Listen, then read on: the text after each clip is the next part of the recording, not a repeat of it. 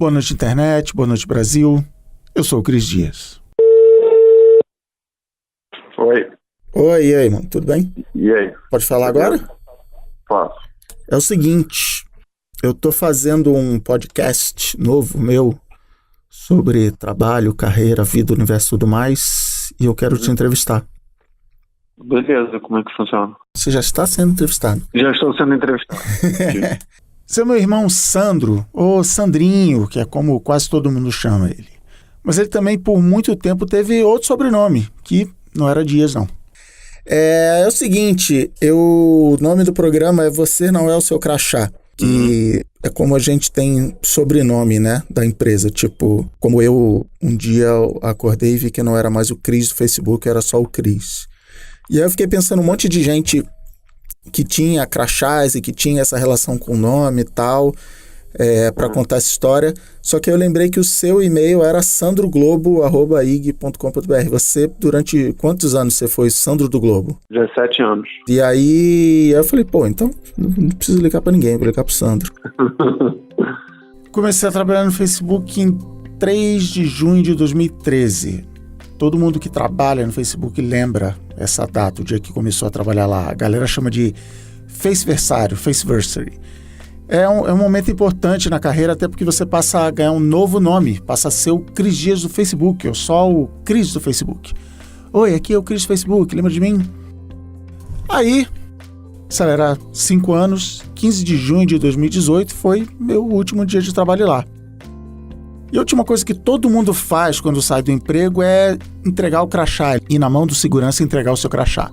Você carrega aquele treco por 5 anos e tem até o simbolismo de que ele literalmente te abre portas, né? Ele destrava as portas de entrada no prédio, na catraca. E foi esquisito, cara. E olha que eu me preparei. Entre eu pedir para sair e o último dia, propriamente dito, foi quase 1 mês e meio. Eu li, eu estudei, eu pensei no assunto, eu conversei com o meu analista.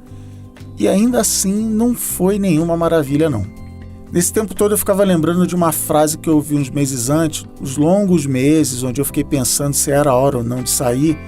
E essa frase era, você não é o seu crachá. Que é óbvio, eu sou sim, olha aqui, eu sou o meu crachá. Então eu fui falar com a pessoa que falou essa frase, que me botou para me perguntar se eu era ou não o meu crachá, o que significa isso, seu crachá. E uma brincadeira que eu sempre faço quando eu vou entrevistar alguém para um podcast é o seguinte, eu preciso do áudio dela, né, falando o nome e quem ela é. Então eu falo para ela se imaginar dando uma entrevista para o Jornal Nacional e falar o que estaria escrito naquelas letrinhas que ficam embaixo do nome, né? Fica o nome e alguma coisa escrita embaixo. Isso tem tudo a ver com esse programa, porque na prática isso é a mesma coisa que eu perguntar qual é o crachá dessa pessoa, mesmo para quem não tem crachá. No Jornal Nacional estaria Thaís Fabres, consultora. Eu perguntei pra Thaís onde a gente podia bater um papo e ela escolheu um lugar que eu acho bem legal, bem a cara de São Paulo, bem Vila Madalena, mas que é barulhento pra cacete. Mas, por mim, tudo bem. A gente tá no meu segundo escritório, que é um café que fica do lado da minha casa. É um pouco uma extensão da minha casa, é um café... Do lado do café tem é um lugar meio estranho, porque do lado do café tem uma loja de artigos militares. Isso me deixa um pouco na bad, mas ao mesmo tempo me traz para a realidade do Brasil também. O café é legal. A pergunta foi mais pela loja, eu chamo de brechó militar. Mas então é isso, você foi a primeira pessoa que me falou, que eu provavelmente li alguma coisa, que é você não é o seu crachá. Quais crachás você já teve na tua vida? Então, depois que eu respondi que apareceria consultora, eu pensei, mas depende da pauta. Porque se for uma pauta sobre feminismo, por exemplo, aparece Thaís Fabres consultora. Mas se for uma pauta sobre carnaval, pode aparecer outra coisa. Se for uma pauta sobre yoga, pode aparecer outra coisa. Mas a primeira coisa que a gente responde, ou quando vai preencher a fichinha, é o que a gente faz para ganhar dinheiro, né? E aí o dinheiro define, de onde vem o seu dinheiro, define quem você é no mundo, né? A Thaís, ela é um tipo de pessoa que eu odeio, desculpa Thaís, que eu chamo de pessoa bem resolvida, que é basicamente o contrário do que eu sou. Quem eu sou depende. Como assim quem eu sou depende? O crachá é o que prova para o mundo o meu valor, é um selo de qualidade que aquela empresa botou pendurado no meu pescoço, literalmente pendurado no meu pescoço. Tá, tudo bem, a Thaís não veio com essa história de você, né, o seu crachá, assim, do nada. Ela também teve a sua jornada crachazística, porque todo mundo tem. Eu acho que o crachá mais importante que eu comprei pra minha vida, assim, que eu realmente falei, eu sou esse crachá, era o de diretora de criação. Eu quis isso muito cedo, assim, eu me botei essa meta. Então, com 25 anos, eu era diretora de criação numa agência em outro país, em Portugal. E eu achava isso muito legal. E era muito legal mesmo. Aí eu falei, não, mas agora eu quero ser diretora de criação numa grande agência no Brasil. E eu voltei e fui ser diretora de criação numa grande agência no Brasil. Ah, agora eu não quero ser mais nessa grande agência que é muito antiga, eu quero ser numa agência muito moderna. E fui ser diretora de criação numa agência muito moderna. Eu me agarrei nesse crachá. E na época que eu era diretora de criação, eu não sabia disso, mas só 3% dos diretores de criação do mundo eram mulheres. Então era muito importante para mim. Foi muito difícil e era muito importante para mim estar nessa posição. Foi muito difícil abrir mão dela depois também. Que foi tipo um troféu, é tão difícil com os outros 3% que você tinha orgulho disso? Lógico, tão pouca gente tem, né? Eu tive uma crise pessoal ali no retorno de Saturno dos 20 anos. Cris Dias vai me matar, que estou usando astrologia no podcast dele. Desculpa, Cris, mas ali nos 30 anos eu tive uma baita crise pessoal em que eu me vi muito perdida de mim. Falei, puxa, quem eu sou, né? E fui buscar isso, fui buscar na análise, fui buscar na yoga, na meditação, numa reconexão com a minha religiosidade, com a minha fé. E quanto mais eu fui encontrando quem eu era e quais eram os meus valores e o que era importante para mim, mais incongruente isso ficava com o jeito que eu estava trabalhando. E uma coisa que começou a pegar muito é que eu sempre me defini como feminista. Eu tive uma criação muito feminista em casa. E eu comecei a ver que o jeito que a gente trabalhava em agência, o jeito, as peças de comunicação que a gente produzia, o espaço que era ou não era dado para as mulheres, o espaço que era ou não era dado para mim por ser mulher. Então eu bati num teto de carreira em que já era para eu ser CCO pelo nível do meu trabalho. Falo sem nenhuma modéstia, porque eu via os homens que estavam acima de mim e essa oportunidade não me era oferecida, e eu posso dizer que é porque eu sou mulher. Então eu comecei a ficar muito insatisfeita com o jeito que a coisa funcionava, num nível que isso já não cabia para mim. O modo de trabalho das agências, a coisa de virar à noite, em alguns momentos eu era pressionada a trabalhar de um jeito que não era o jeito que eu acreditava, e aquilo foi ficando inegociável cada vez mais. Então eu acabei saindo para fazer do meu jeito. Então eu comecei a minha consultoria, que é a 6510, que é uma consultoria criativa especializada em comportamento das mulheres brasileiras. A gente ajuda marcas a se comunicarem melhor com as mulheres, que é um negócio que eu acho muito do caralho, que ele exista e que eu seja parte dele. Que coisas você está vendo por aí que você tem que botar a mãozinha no ombro das pessoas e falar, você não é o seu crachá? Eu acho que primeiro foi muito importante para mim descobrir que eu não sou o meu crachá, porque, como eu falei, foi muito... eu vesti muito a camisa da diretora de criação e de repente eu tive que tirar essa camisa e eu me vi nua, assim, eu falei, quem eu sou de novo, né? Se eu não sou diretora de criação de uma grande agência. Ok, então se até a Thaís, que é bem resolvida, teve esse baque, imagina eu que preciso, né, ficar fazendo podcast para entender o que eu estou fazendo aqui. Isso não é coisa só dessa gente descolada, Creativex, Creativona, não. Meu irmão trabalhava na área de vendas do Globo, ele é formado em administração. Como é que foi esse deixar de ser o Sandro do Globo? Então, isso foi um dos principais sentimentos do dia seguinte a você sair da empresa, né? A partir de hoje eu não tenho mais um respaldo de um nome de uma empresa por trás. A partir de agora, ainda mais no meu caso, e aí, por exemplo, no teu também, que você sai para ir para o seu próprio negócio, você descobre que você está, vamos dizer assim, numa ilha deserta. Você está sozinho. Muitas vezes, os anos de empresa, o tempo que a gente passa nela, a gente começa a achar que não existe vida fora dela. Uhum. A gente acha que é uma dependência total daquela empresa, que se você sair e perder seu sobrenome, você não vai conseguir ser ninguém, você não vai conseguir ter sucesso, você não vai conseguir ser feliz, você não vai ser respeitado e reconhecido no mercado. O que eu vejo é muito normal isso, principalmente quanto mais tempo você fica na empresa, mais vínculo você cria com aquela empresa, né? Essa aí é a Karina Parro, psicóloga que sempre trabalhou no mundo corporativo e hoje é gerente de recursos humanos da Danone. E é o tipo de pessoa que lida com gente que vira ou não crachá o tempo todo. Principalmente se você fica mais de 4, 5 anos na empresa, aí realmente você é o Cris do Facebook, né? A Karina da Danone. E aí eu tenho um caso muito interessante. Uma amiga, gerente financeira, trabalhou numa grande empresa farmacêutica. E a empresa mudou, né? A empresa muda, quando muda a direção, muda a cultura da empresa, ela não se identificava mais com a empresa. E ela quis sair. E aí ela foi pra Serasa Experian, que foi onde eu trabalhei por 6 anos. Só que ela não conseguiu vestir a camisa da Serasa. Então, por mais que a empresa farmacêutica anterior não era mais a mesma, ela sempre remetia à empresa anterior. E essas pessoas, geralmente, elas precisam mudar de novo de empresa para daí conseguir vestir a próxima camisa. Engraçado isso, porque a gente acha que toca a vida profissional de um jeito diferente da pessoal. Que na vida profissional a gente é mega racional e tal, mas no fim as armadilhas que a gente cai são as mesmas. Essa história, por exemplo, de ter que mudar de emprego uma segunda vez para se achar. Eu lembro logo de uma coisa que eu sempre ouvi, quando eu era mais novo, quando eu era jovem, de que quando a gente termina um relacionamento amoroso mesmo, namorado, quando a gente termina depois de muito tempo junto, a próxima pessoa com que a gente vai ficar é tipo uma boia, é aquela pessoa que vai tirar a gente do buraco. Eu já me vi em situações assim e fiquei preocupado de ter a pessoa certa na hora errada, de botar alguém com quem eu queria ter uma coisa que realmente durasse, botar essa pessoa numa situação de boia. Deu tudo bem, deu tudo certo, a gente tá casado e tem 2 filhas, tá? Tranquilo.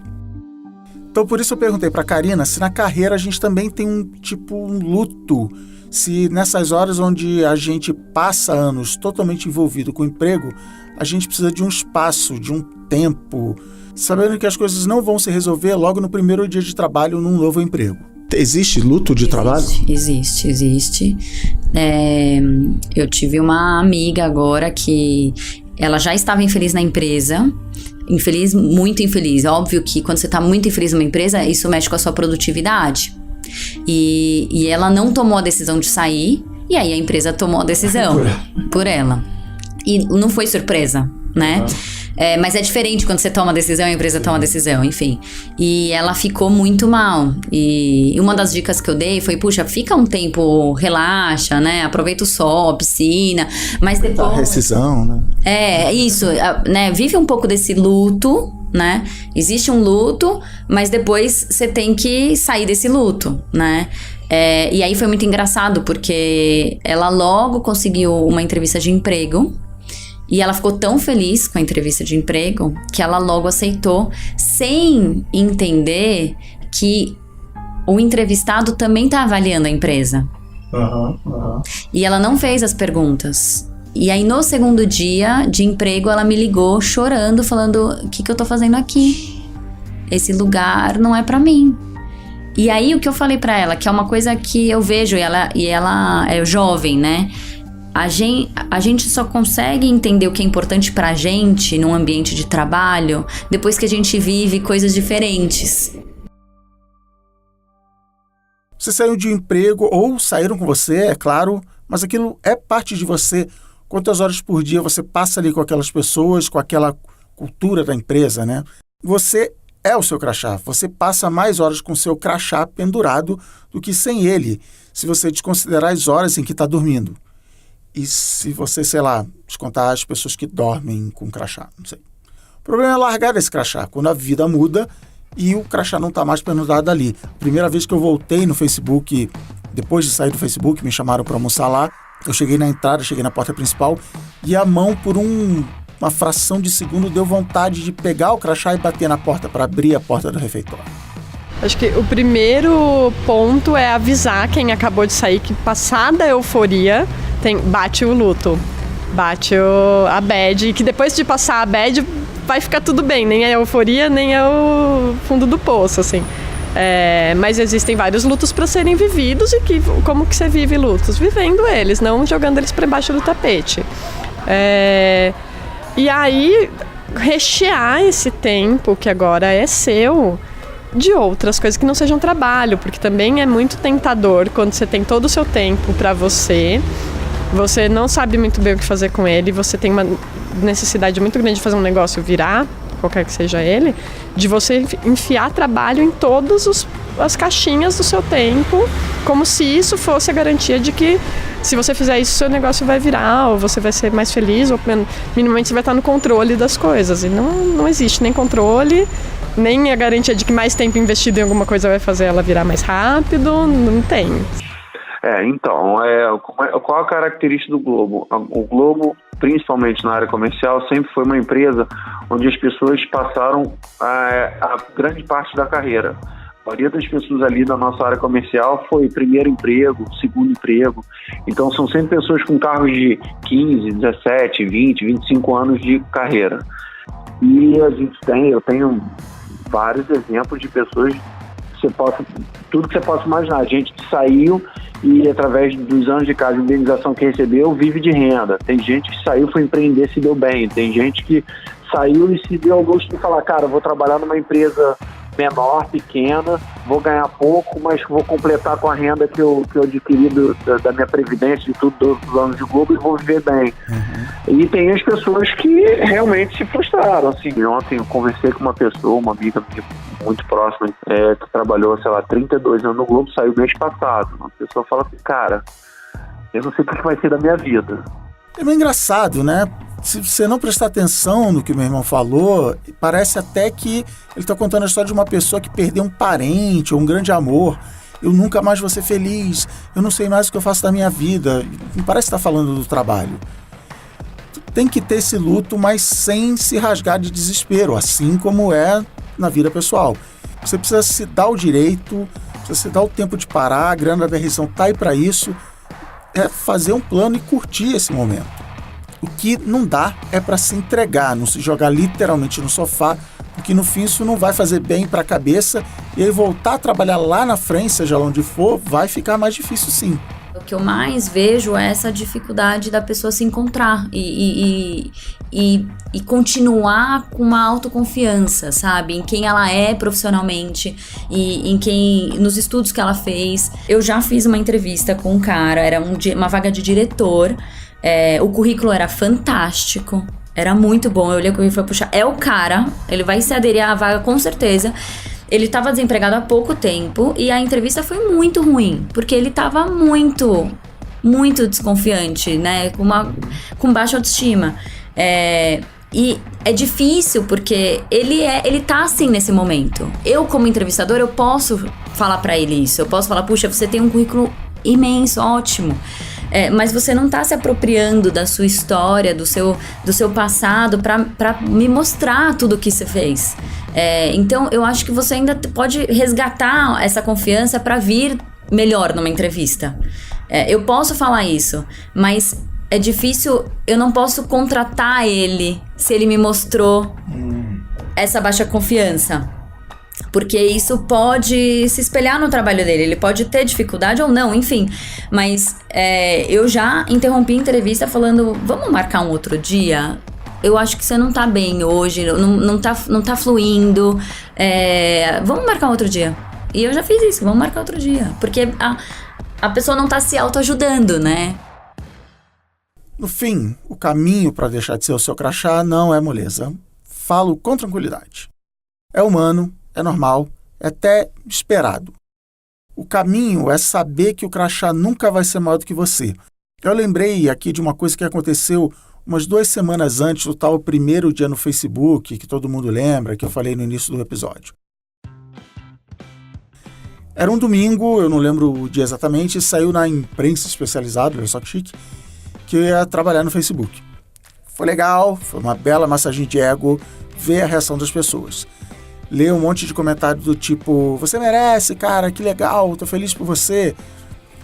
Naquele momento eu tava recebendo crachá, que é aquilo que eu falei antes, que é um selo de qualidade profissional e tal. Você foi contratado pelo Facebook, pá, tá aqui, um selo de qualidade. Mas eu já era alguém antes desse crachá. Eu fui chamado para levar esse alguém que eu já era para lá, pro Facebook. Aquele não era o meu primeiro crachá e, sinceramente, eu nunca achei que ia ser o último, né? Nos 5 anos que eu fiquei lá, eu mudei, mas a empresa também mudou. Eu ajudei a mudar a empresa, porque é inevitável. Você trabalha num lugar, você muda as coisas, nem que seja, sei lá, a quantidade de ar que você respira, que vai ser diferente de outra pessoa no seu lugar. E talvez eu tenha resolvido sair justamente porque eu vi que eu já não estava mais mudando tanto assim o Facebook, a empresa. Mas isso vai ter que ficar para outra sessão de análise, quer dizer, para outro podcast, né? E, na real, o engraçado é que parte da minha jornada de deixar para trás o crachá do Facebook é que eu não quero ter um crachá só. Sei lá, dono de empresa de podcast, creator, consultor. Dá para ter todas as opções acima, tipo restaurante aquilo, botar um pouquinho de cada no prato. Dá para inventar meu crachá em vez de usar crachás que os outros, né, querem me dar. Me aconteceu uma coisa muito boa esse final de semana. Eu tenho a 6510 e eu tento não ser a 6510. Ela é uma parte de quem eu sou. E outra parte de quem eu sou, que agora eu também tenho um bloco de carnaval e eu sou porta-estandarte num bloco de carnaval. Uma coisa super nova na minha vida. E a gente tocou numa festa muito grande, a Pilantragem, com mais de 1.000 pessoas e tal. E esse final de semana eu fui pra balada e tava conversando com um cara. E o cara vira e faz assim: ah, eu te conheço. Eu já pensei, 6510. Você é porta-estandarte, não é? Então é muito legal. A gente sempre vai precisar de alguma camiseta para vestir, né? Mas é legal poder trocar de camiseta, porque se amanhã não tem a 6510, ainda tem bloco de carnaval, ainda tem outra coisa. Depois eu construo outra coisa, costuro outra camiseta pra mim, sabe? Não botar todos os seus ovos de identidade numa cesta só, principalmente nesse momento do mundo em que estas cestas corporativas caem a toda hora e acabam. Amanhã pode acabar o Facebook, e aí, né? Quem que você é, né? Falar assim, resuma o Sandro do Globo e o Sandro depois do Globo. É a frase que eu falo pra todo mundo: existe vida aqui fora. É isso. Legal. Eu acho que é esse o grande dilema de quem tá lá dentro e não sabe o que fazer. E eu tenho muitos amigos que estão infelizes lá no Globo porque já não ganham mais, já não podem mais exercer as funções que exerciam, mas ficam assim, cara, eu não posso sair daqui porque eu não sei o que eu vou fazer se eu sair. Não montou um plano B, até por questões ideológicas. Cara, eu estou trabalhando aqui, eu vou me entregar de corpo e alma, vou pensar o que eu tenho que fazer em paralelo, né? Tem gente que pensa dessa forma, mas tem gente também que buscou alternativas. E o cara fala assim, cara, tudo que eu penso, nada vai ser igual ao Globo. Realmente, nada vai ser. Você vai ter que sair e criar para que seja, né? Criar um novo negócio, uma nova forma de trabalhar para que você chegue tanto financeiramente quanto em felicidade ao que você tem ou que você tinha no passado recente. Acho que esse, para mim, é o ponto mais importante do sobrenome da pessoa, entendeu? Tem vida aqui fora. A vida continua aqui fora. Então, beleza. Falou, obrigadão aí, hein? Então tá bom, valeu. Beijo em todos, tá? Tchau. Valeu, beijo. Boa noite, internet. Boa noite, Brasil. Por hoje é isso. Espero que você tenha gostado desse segundo episódio. Como sempre, se você acha que essa história vai ser legal para alguém, manda o link ou pede para acessar boanoiteinternet.com.br. Tem Boa Noite Internet também no Spotify, a porta de entrada das drogas do podcast. Para quem ainda não sabe o que é podcast, manda lá para o Spotify, só buscar Boa Noite Internet e cai direto. Bom, quero agradecer aos convidados, né? A Karina Parro, que parou de cuidar da filhinha para me receber lá na casa dela, a Thaís, que me recebeu lá no brechó militar. E para saber mais do trabalho dela na 6510, você pode acessar o www.6510.com.br, é por extenso, 6510.com.br. E para o Sandrinho do Globo, Sandro Dias, que não é o skatista, meu irmão, que agora saiu do Globo e trabalha fazendo quarto de bebê incríveis. Acessa aí minimimos.com.br ou no Insta, ou no Facebook, ou se você estiver no Rio de Janeiro, passa lá no Shopping Metropolitano, na loja dele, e diz que ouviu o podcast aqui e chora um desconto. Não estou prometendo nada, mas passa lá, manda um abraço. Domingo que vem tem mais Boa Noite Internet. Como sempre, feedback é uma dádiva. Passa lá no Twitter e no Instagram, manda o seu recado. Eu sou o Cris Dias nas duas social redes lá E eu falo outras coisas menos sérias e menos importantes do que eu estou falando aqui na frente desse microfone. O Boa Noite Internet é uma produção da Ampere e foi gravado nos estúdios de Nova Abra Habitat. E no Brechó Militar, é claro. Se você quiser produzir um podcast para sua empresa ou para um cliente, vem falar com a gente aqui na Ampere, www.ampere.audio.